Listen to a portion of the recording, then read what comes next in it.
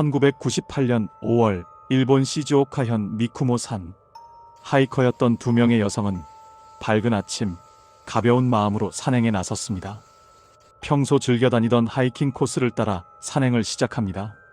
이 코스는 초보자도 부담 없이 다닐 수 있는 평탄한 길로 사고 위험이 거의 없는 안전한 구간이었습니다. 당시 날씨는 맑았고 이른 시간이라 시간도 매우 좋았습니다. 오전 9시 두 사람은 입구에서 지인을 만나 가볍게 인사를 나누고 산길로 들어가는 모습이 마지막으로 목격됩니다. 아침부터 아주 밝았어요. 둘 다 기분 좋아 보였고 평소처럼 가볍게 인사하고 산으로 올라갔죠. 무거운 배낭도 아니었어요. 그냥 간단한 산책처럼 보였습니다. 그 후 30분 동안 등산로 초입을 지나 중간 지점까지 이동하는 흔적은 사진과 목격으로 확인되었습니다. 사진이 찍힌 위치에서 정상까지의 거리는 불과 1km 남짓. 어느 방향으로 가던 사람이 사라질 만한 위험 요소는 없었습니다.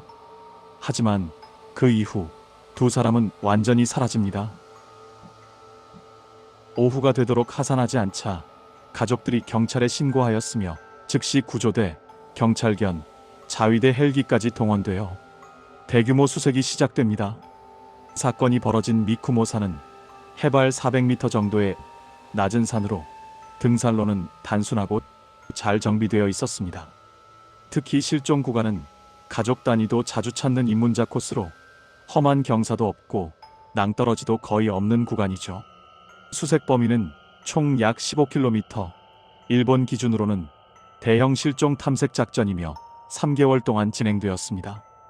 하지만 놀랍게도 그 어디에서도 두 사람의 흔적을 찾을 수 없었습니다. 두 사람이 사라진 장소는 절벽도 낭떠러지도 위험한 계곡도 없습니다. 그리고 더 이상한 점은 배낭, 물통, 음식, 지도 등 모두 그대로였으며 전혀 떨어져 있는 단서를 발견하지 못하였습니다. 또한 싸움 흔적, 길을 잘못 들었을 흔적이 없었습니다. 이외에도 산악 구조견이 전혀 냄새를 잡지 못하는 점 등을 미루어 보아 단순한 등산 사고가 아니라고 전문가들은 입을 모았습니다.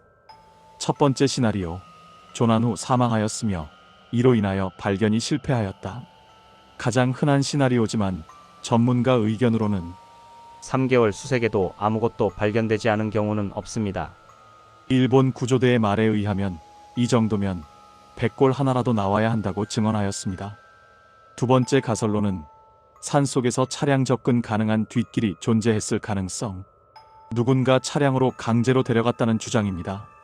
그러나 CCTV 확인 이후에도 아무런 단서가 없었습니다.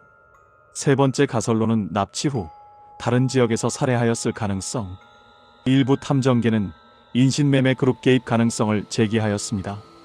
하지만 구체적 증거가 없었습니다. 가설 4. 집안 함몰과 낙석에 의한 살해. 그러나 미쿠모 산은 지질적으로 안정된 지역이며 집안 함몰 사례가 전혀 없었습니다. 이외에도 야생동물 곰 공격에 의한 것일까 고민하였으나 곰 발자국도 혈흔도 없었습니다. 마지막 가설. 원혼 전설이 있는 지역에 대한 현지 가설. 사건 후 현지 주민들은 미쿠모 산에는 오래전부터 사람을 데려간다는 소문이 있어. 이처럼 미쿠모 산에는 원혼 전설에 대한 이야기가 있다고 증언하였고 일본의 대표적 오컬트 방송에도 소개되었습니다. 하지만 이는 실증적 근거 없음으로 확인되었습니다. 25년이 지난 지금 1998년 이후로 미쿠모 산은 일본에서 절대 혼자 가지 않는 산이라는 곳으로 유명해졌습니다. 현재까지 25년 동안 단 하나의 흔적도 추가 발견도 없었습니다. 두 사람의 행방은 지금도 아직 미제 사건으로 남아 있습니다. 평범한 산행이었던 하루는 역사에 남을 미스터리로 바뀌었습니다. 두 사람은 도대체 어디로 사라졌을까?